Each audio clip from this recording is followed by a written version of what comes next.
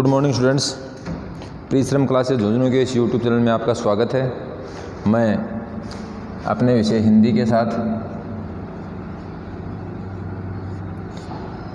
साथियों बात की जाए तो अपन विकारी शब्द पढ़ रहे थे और विकारी शब्दों में अपन सर्वनाम पढ़ रहे थे और सर्वनाम की बात की जाए तो 6 भेदों में से अपन ने 2 भेद कंप्लीट पढ़ लिए थे, पुरुषवाचक और निश्चयवाचक। अब जो 4 भेद रह गए उनको आज की क्लास में अपन पढ़ेंगे। मैंने बताया कि पुरुषवाचक और निश्चयवाचक दोनों ही एग्ज़ाम की दृष्टि से इम्पोर्टेंट थे, जो आपने पुराने पेपरों में देखकर महसूस भी किया होगा कि अक्सर पुरुषवाचक और निश्चयवाचक से प्रश्न पूछा जाता है। पुरुषवाचक और निश्चयवाचक की बात करें तो यह वह ये वे जो सर्वनाम शब्द थे ये ही पुरुषवाचक में आते हैं और ये ही निश्चयवाचक में आते हैं। इनकी पहचान के लिए अपन ने एक तरीका अपनाया था कि राम या सीता शब्द रखेंगे। यदि वो सही वाक्य बन रहा तब तो होगा पुरुषवाचक और नहीं बन रहा तो होगा निश्चयवाचक। जैसे वह बस है और वह बालक है, इसमें एक तो है पुरुषवाचक और एक है निश्चयवाचक। तो यहाँ दोनों की जगह अपन ने राम लगाया तो राम बस है, वाक्य नहीं बना, इसलिए ये तो है निश्चयवाचक। और राम बालक है, वाक्य बन गया, ये है पुरुषवाचक। ऐसे ही छोटी छोटी पहचानों के साथ अपन आज की जो अपनी वार्ता शुरू करते हैं। आज मैं शुरू कर रहा हूँ सर्वनाम का तीसरा भेद, जिसका नाम है अनिश्चयवाचक सर्वनाम। अनिश्चयवाचक सर्वनाम, यानी नाम से इसकी परिभाषा निकलती है। ए का मतलब नहीं, निश्चय का मतलब निश्चित, वाचक का मतलब बोध करने वाला, सर्वनाम यानी सर्वनाम, यानी वे सर्वनाम शब्द जो किसी संज्ञा की निश्चितता का बोध नहीं कराएं, यानी संज्ञा के स्थान पर तो आएंगे लेकिन वहां आकर वो किसी भी वस्तु, किसी भी व्यक्ति, किसी भी स्थान, किसी भी दशा की निश्चितता का बोध नहीं कराएंगे, अनिश्चयवाचक सर्वनाम कहते हैं। परिभाषा के तौर पर अपन याद कर सकते हैं कि निश्चितता का बोध न कराने वाले सर्वनाम शब्द अनिश्चयवाचक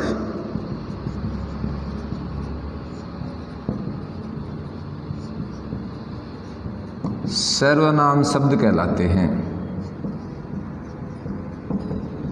तो परिभाषा आपसे मैं बार बार समझा रहा हूँ, नहीं पूछ जाएगी, फिर भी इतना ही पूछ ले कि निश्चितता का बोध नहीं कराने वाले सर्वनाम शब्द कहलाते हैं। आपको ऑप्शन दे निश्चयवाचक, अनिश्चयवाचक, प्रश्नवाचक, पुरुषवाचक, तो अपन उत्तर कर देंगे अनिश्चयवाचक। इसमें कोई, कुछ, शायद, थोड़ा आदि सर्वनाम शब्दों का प्रयोग किया जाता है। यानी कहने का मतलब है कि संज्ञा के स्थान पर प्रयुक्त तो हो जाएं लेकिन वो किसी निश्चितता का बोध न कराएं, वो क्या हो गए अनिश्चयवाचक सर्वनाम। देखो जैसे मैं कहूं कि राम आया, यहां राम क्या है संज्ञा, आप समझ गए ये क्या है संज्ञा। और संज्ञा के भेद की बात करें तो ये संज्ञा कौन सी है व्यक्तिवाचक, लेकिन संज्ञा के स्थान पर जिनका प्रयोग किया जाएगा वो क्या होगा सर्वनाम।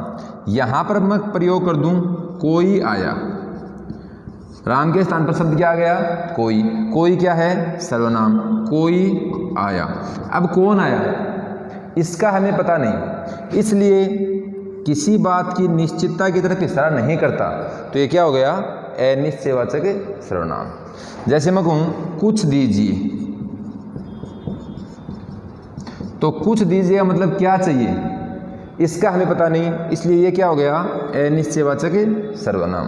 तो अनिश्चयवाचक सर्वनाम बिल्कुल शब्द सरल है और शायद ऐसा बहुत बड़ा ऐसा नहीं हो एग्जामिनर का कि हमें एग्जाम में अनिश्चयवाचक सर्वनाम के बारे में पूछे, अन्यथा नहीं पूछता है। तो अनिश्चयवाचक सर्वनाम के बारे में जो बताया उसे आप एक बार थोड़ा सा लिख लो कि संज्ञा या सर्वनाम के स्थान पर प्रयुक्त होते हैं लेकिन वो किसी निश्चितता का बोध नहीं करवाते, अनिश्चयवाचक सर्वनाम कहलाते हैं। इसके सर्वनाम शब्द कोई, कुछ, शायद, थोड़ा हो सकता है, यानी अनिश्चय की स्थिति इसमें पाई जाती है। एक उदाहरण मैंने आपको बता दिया, इसमें कोई क्वेश्चन नहीं है। इतना ही पूछे कि निश्चितता का बोध न करने वाले सर्वनाम कहलाते हैं अनिश्चयवाचक। ध्यान से पढ़ोगे वहाँ ये पूछ सकता है कि निश्चितता का बोध करने वाले सर्वनाम कहलाते हैं, तो वहाँ होगा निश्चयवाचक। पुरुष अथवा स्त्री जाति का बोध करने वाले सर्वनाम पुरुषवाचक सर्वनाम। अब अपन चौथा भेद पढ़ेंगे प्रश्नवाचक सर्वनाम। जो इम्पोर्टेंट सर्वनामों के अपन जो 3 की बात कर रहे थे, उसमें एक तो लिया था पुरुषवाचक, एक लिया था निश्चयवाचक। ये इम्पोर्टेंट क्यों है? इसलिए है कि यहाँ यह वह ये वे को लेकर कन्फ्यूजन पैदा होता है कि ये मैं पुरुषवाचक करूँ या मैं निश्चयवाचक करूँ। अगला जो इम्पोर्टेंट है अपने हिसाब से वो है प्रश्नवाचक सर्वनाम। परिभाषा इसके नाम में ही है, प्रश्न पूछे जाने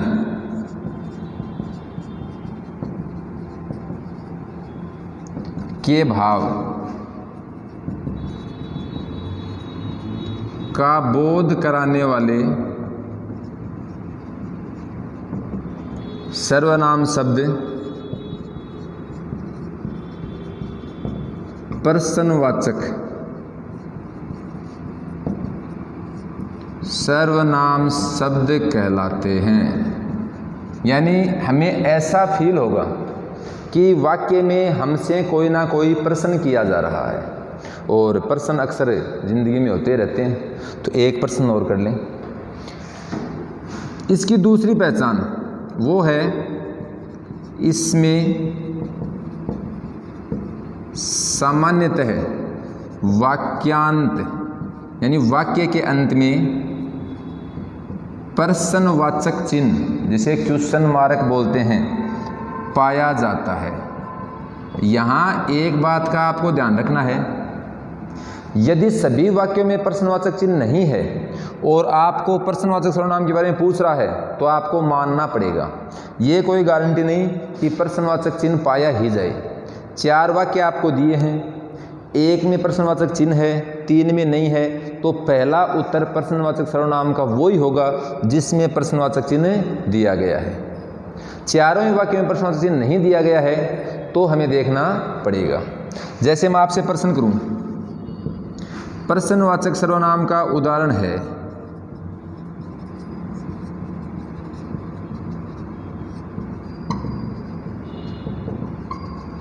पहला, कौन आया। दूसरा, कैसे आया। तीसरा, कब आया। और चौथा आपको मिल जाए, कोई आया। मैंने किसी के भी आगे प्रश्नवाचक चिन्ह नहीं दिया है। यदि पर्टिकुलर एक के आगे प्रश्नवाचक चिन्ह होता तो बात दूसरी होती, लेकिन यहाँ किसी के भी आगे प्रश्नवाचक चिन्ह नहीं है। अब अपन दूसरी कोई पहचान से इसे करेंगे। दूसरी पहचान जो है उसमें आपको ऑप्शन मिलेंगे, जैसे आपको कूट मिल जाएं और कहे केवल एक, दूसरा मिल जाए केवल 4, तीसरा मिल जाए सभी, और चौथा मिल जाए 2 व 3 दोनों। तो आप करो इस सूत्र को, आपको कुछ समय मिल रहा है और ध्यान से करोगे कि उत्तर इसमें से यहाँ से होगा। यदि आपको एक ऑप्शन से लग रहा है तो केवल एक, 4 लग रहा है तो केवल 4, 2 और 3 दोनों लग रहे हैं तो दोनों, और चारों यहाँ आपको प्रश्नवाचक लग रहे हैं तो सभी। यहाँ 99% गलत होने की संभावना है, लेकिन मैं आपको विश्वास दिलाता हूँ क्योंकि आप सब पढ़ने वाले बच्चे हो, आप इसे गलत नहीं करोगे। बहुत अच्छा प्रश्न है और ऐसा प्रश्न पूछा गया है। मैंने वाक्य छोटा कर दिया, कौन आया, वहाँ इस वाक्य को थोड़ा बड़ा करके पूछा था। देखो, कौन आया, कैसे आया, कब आया, कोई आया। अपन एक ऑप्शन को यही निकाल सकते हैं। अभी इससे पहले सर्वनाम में मैंने आपको कोई बताया था, ये अनिश्चयवाचक होता है, मतलब केवल 4 इसका उत्तर नहीं है। अब बात रह गई केवल 4 नहीं है तो सभी भी नहीं है। उत्तर करने का तरीका देखो, अब ऑप्शन रह गए 2, केवल 1, 2 व 3 दोनों, कि या तो अकेला एक ये है या फिर ये दोनों प्रश्नवाचक के हैं। ऐसा मत सोचना कि तीनों ही हैं, तीनों हैं तो आगे आपको एक ऑप्शन और दे देगा, इनमें से कोई सा एक हटा देगा। देखो याद रखोगे 3 शब्द जो इम्पोर्टेंट हैं, कब, कहाँ और कैसे।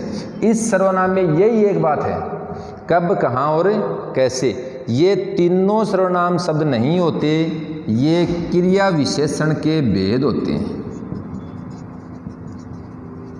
यानी ये क्या है, क्रिया विशेषण शब्द हैं। क्रिया विशेषण के अपन 4 भेद पढ़ेंगे, उसमें एक पढ़ेंगे कालवाचक, जो कब को प्रकट करें, समय का बोध करा रहा है। एक पढ़ेंगे स्थानवाचक, जो स्थान का बोध करवा रहा है। एक पढ़ेंगे रीतिवाचक, जो रीति का बोध करवा रहा है। कहने का मतलब है, अब आपका उत्तर बिल्कुल सरल हो गया कि कब, कहाँ, कैसे यदि वाक्य में आए तो ये प्रश्नवाचक सर्वनाम नहीं होता। कब होता, जब दूसरे ऑप्शन बिल्कुल ही 5 भेदों से लिए जाते। आपका उत्तर होगा कौन आया, राम आया, श्याम आया, प्रश्न है। तो अपन उत्तर करेंगे केवल 1।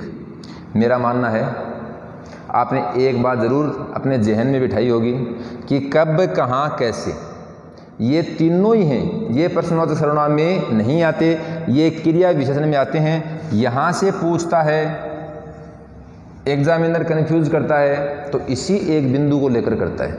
तीसरा जो इम्पोर्टेंट था, प्रश्नवाचक सर्वनाम में एक बात और याद रखेंगे, एक होता है कौन और एक होता है क्या। प्रश्नवाचक सर्वनाम शब्दों की बात की जाए तो 2 शब्द होते हैं, कौन और क्या। जैसे पत्रकारिता के 6 कंकार होते हैं, उन 6 कंकारों में 2 तो प्रश्नवाचक सर्वनाम के आते हैं और बाकी 4 क्रिया विशेषण से लिए जाते हैं, कौन और क्या। इस कौन और क्या में भी एक बार का क्वेश्चन पूछा हुआ है, वो है कि कौन जो है ये तो किया जाएगा इसका प्रयोग सजीव के साथ, जैसे कौन आया, राम आया, और क्या का प्रयोग है ये किया जाएगा निर्जीव के साथ। जैसे क्या लाया, उत्तर मिलेगा फल लाया, फल में क्या है, संज्ञा है। क्या लाया, पूछा क्या गया है, प्रश्न पूछा गया है। तो प्रश्नवाचक सर्वनाम की जो बातें हैं, इसमें सबसे इम्पोर्टेंट बात पहली आपके लिए कि कब, कहाँ, कैसे प्रश्नवाचक सर्वनाम में नहीं आते। दूसरी बात, कौन और क्या का प्रयोग जो है, पूछा गया था कि निम्न में से सजीव के लिए कौन से प्रश्नवाचक सर्वनाम शब्द का प्रयोग किया जाएगा। उसका प्रश्न ये था, निम्न में से सजीव के लिए कौन से प्रश्नवाचक सर्वनाम शब्द का प्रयोग किया जाएगा। उसका उत्तर था कौन। अब प्रश्न दोबारा बोर्ड पे लिखूं, आपने सुन लिया, नहीं ध्यान दिया तो एक बार फिर दो। उसने यही पूछा था कि निम्न में से सजीव संज्ञाओं के स्थान पर यदि सर्वनाम को प्रयुक्त किया जाए तो कौन से प्रश्नवाचक सर्वनाम के लिए कौन से शब्द का प्रयोग किया जाएगा। क्वेश्चन की लैंग्वेज चाहे कैसी हो, आप समझ गए। उसका उत्तर था कौन। निर्जीव के लिए उत्तर बताओगे क्या। कब, कहाँ, कैसे प्रश्नवाचक नहीं होते। प्रश्नवाचक सर्वनाम में प्रश्न पूछ जाने का भाव पाया जाता है। मैं आपको विश्वास दिलाता हूँ सर्वनाम पूरा ही सरल है। जब 6 भेद पढ़ लेंगे तो 6 लाइनों में इसे हम आसानी से समझ जाएंगे। तो इसे आप नोट करो, क्योंकि ये परीक्षा की दृष्टि से इम्पोर्टेंट भी है और इसमें अच्छी अच्छी 2-3 बातें भी हैं। पहली बात फिर ये याद रखोगे कि कब, कहाँ, कैसे सर्वनाम नहीं होते, क्रिया विशेषण में आते हैं। कौन और क्या सर्वनाम शब्द होते हैं जो प्रश्नवाचक सर्वनाम को प्रकट करते हैं, और इसमें कौन सजीव के लिए आता है और क्या निर्जीव के लिए आता है। ऐसे हम सर्वनाम के 5वें भेद की बात करें तो अपन पुरुषवाचक, निश्चयवाचक, अनिश्चयवाचक और प्रश्नवाचक 4 पढ़ चुके। 5वां जो है वो है संबंधवाचक सर्वनाम। बिल्कुल सरल है। संबंधवाचक सर्वनाम परिभाषा 2, संज्ञा शब्दों के स्थान पर आकर उनके बीच संबंध दर्शाने वाले सर्वनाम शब्द संबंधवाचक सर्वनाम शब्द कहलाते हैं। इसमें पूछी गई बात यह है कि वाक्य में संबंध सह संबंध का भाव कौन से सर्वनाम में पाया जाता है। वाक्य में संबंध सह संबंध, संबंध आप जानते ही हो, और सह संबंध का मतलब है साथ संबंध। संबंध सह संबंध का भाव कौन से सर्वनाम में पाया जाता है, तो आपका उत्तर होगा संबंधवाचक सर्वनाम। आप इसे नोट करोगे, इस सर्वनाम में दो वाक्यों के बीच संबंध सह संबंध का प्रयोग पाया जाता है। संबंध सह संबंध से मेरा मतलब है कि एक कार्य की संपन्नता दूसरे कार्य के साथ किसी ना किसी प्रकार जुड़ी होती है। इसमें सामान्यतः है ज्यों त्यों, जैसा, वैसा, जो, यदि, तो आदि सर्वनाम शब्द पाए जाते हैं। अपन उदाहरणों की बात करें तो जैसा करोगे वैसा पाओगे, जो पढ़ेगा सो पास होगा। यह इस प्रकार के वाक्यों में आपको वाक्य देगा, फिर पूरे वाक्य में पूछेगा कि निम्न में से कौन से सर्वनाम का प्रयोग किया गया है, या फिर रेखांकित करके पूछेगा तो भी आपको दोनों के नीचे रेखांकित करके देगा। तो इसे भी आप नोट करें। अगला सर्वनाम का एक भेद रह गया, वो भी अपन यहीं पढ़ेंगे। बिल्कुल सरल है। दो वाक्यों के बीच संबंध सह संबंध का भाव प्रकट करने वाला सर्वनाम संबंधवाचक सर्वनाम कहलाता है। इसमें सर्वनाम शब्द ज्यों त्यों, जैसा, वैसा, यदि, तो, अगैरा वगैरह का प्रयोग किया जाता है। अगैरा वगैरह से मेरा मतलब समझ गए होंगे। कहने का मतलब है एक कार्य की सार्थकता दूसरे कार्य के साथ किसी न किसी प्रकार से जुड़ी रहती है। छोटी क्लास में अपन पढ़ते थे कि वह मेरा भाई है, वाक्य में कौन सर्वनाम है, और हम इसे संबंधवाचक सर्वनाम मानते थे कि मेरा और भाई का संबंध है, खून का रिश्ता है। वो मेरे माता पिता हैं कि माता पिता का और मेरा रिश्ता है, ऐसा नहीं होता। वह मेरा भाई है, वह को रेखांकित करके देगा। देखो, जैसे आपको कहे कि वह मेरा भाई है और वह के लाइन करे, तो यहाँ वह जो है ये अन्य पुरुषवाचक है, मेरा जो है ये उत्तम पुरुषवाचक है, भाई संज्ञा है। यानी यहाँ नाम को छुपाया है, वह मेरा भाई है, बोल दें राम मेरा भाई है, श्याम मेरा भाई है, तो ये वह जो आया है ये संज्ञा के स्थान पर आया है। और साथियों बार बार पढ़ चुके, संज्ञा के स्थान पर जो आता है वो ही क्या होता है, सर्वनाम होता है। सर्वनाम कोई बड़ी बलाई नहीं है, नॉर्मल सी बात है। संज्ञा के स्थान पर आकर संज्ञा की आवृत्ति को जो रोकेगा वही क्या होगा, सर्वनाम होगा। तो संबंधवाचक सर्वनाम अपना पूरा हुआ। अब लास्ट और छठा पढ़ेंगे निजवाचक सर्वनाम। इसके बाद सर्वनाम की जो दो तीन बातें रह गई, एक तो आप शब्द का प्रयोग और एक सर्वनाम का बहुवचन शब्दों के साथ है प्रयोग जो पुरुषवाचक में होता है, वो अपन पढ़ेंगे। तो छठा है निजवाचक सर्वनाम। बहुत सरल है, देखते आप पहचान जाओगे, परिभाषा हो जाएगी। सर्वनाम के इस भेद में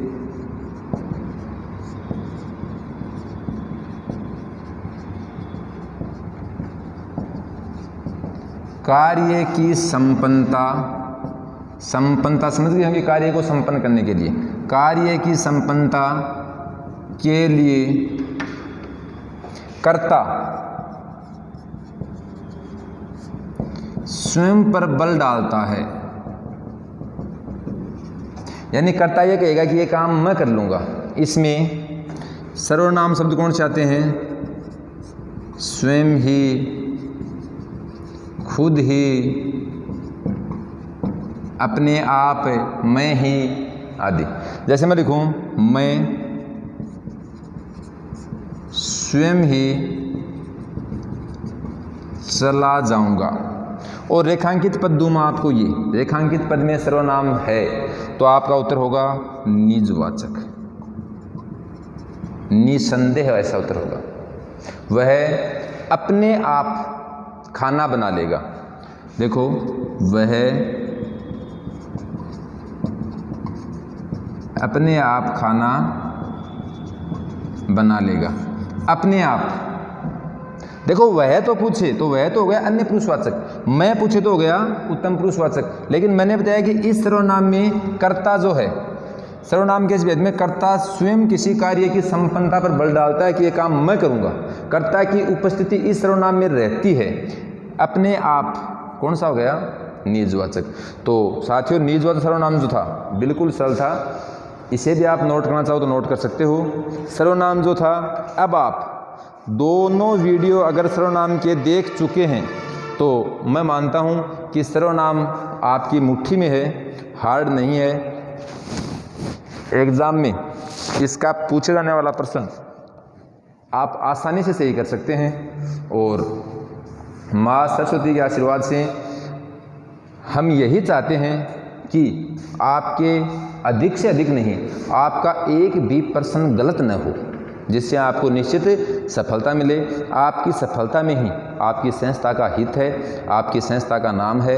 अब सर्वनाम के 6 भेदों को लेकर मैं आपके लिए 2 मिनट की एक छोटी सी वार्ता करूं, जिससे आपके पूरा याद आ जाएगा।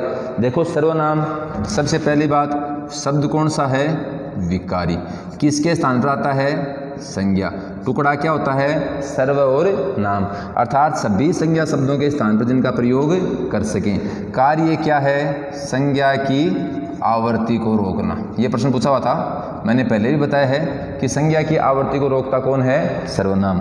भेद कितने होते हैं? 6। पहला भेद जो है पुरुषवाचक, इसके कितने भेद होते हैं? 3। कौन कौन से होते हैं? उत्तम पुरुष, दूसरा मध्यम पुरुष और तीसरा अन्य पुरुष। उत्तम पुरुष जो है, इसका दूसरा नाम कौन सा होता है? इसमें वक्ता। वक्ता की स्थिति कौन सी होती है? उत्तम पुरुष। श्रोताई कौन सी होती है? मध्यम पुरुष। और जिसके विषय में कहा जाए अन्य पुरुष। याद रखोगे, ये इम्पोर्टेंट है। दूसरा अपन ने पढ़ा था निश्चयवाचक, जो इम्पोर्टेंट तो है लेकिन है पुरुषवाचक के कारण ही। इसमें मैंने बताया कि पुरुषवाचक और निश्चयवाचक दोनों में यह है, वह, ये, वे आदि सर्वनाम शब्दों का प्रयोग किया जाता है। कौन सा पुरुषवाचक है, कौन सा निश्चयवाचक है, इसके लिए अपन राम सीता शब्द रखेंगे। यदि वाक्य बन गया तो पुरुषवाचक, नहीं बना तो निश्चयवाचक। तीसरा अपन पढ़ा है अपन ने अनिश्चयवाचक। कुछ नहीं है इसमें, आपके साथ बात की जाए उसमें किसी भी बात को पक्का पता न चले, वो अनिश्चयवाचक। चौथा जो आपके लिए इम्पोर्टेंट है वो है प्रश्नवाचक। इसमें आप कुछ मत याद रखो। पहली बात, आपको क्वेश्चन मार्क मिलेगा। दूसरी बात, 3 याद रखोगे, कब, कहाँ और कैसे। ये सर्वनाम शब्द नहीं होते, ये क्रिया विशेषण के भेद होते हैं। सर्वनाम शब्द जो 2 दिए हैं वो हैं कौन और क्या। ये सजीव के लिए और ये निर्जीव के लिए।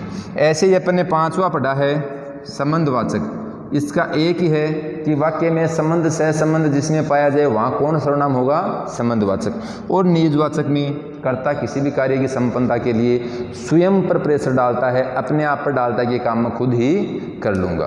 तो सर्वनाम की इस छोटी सी वार्ता में, छोटे से वीडियो में अपन ने 6 भेद किए। इसका अगली क्लास जो होगी वो भी सर्वनाम की होगी, वहाँ से भी एक क्वेश्चन पक्का पूछा जाता है।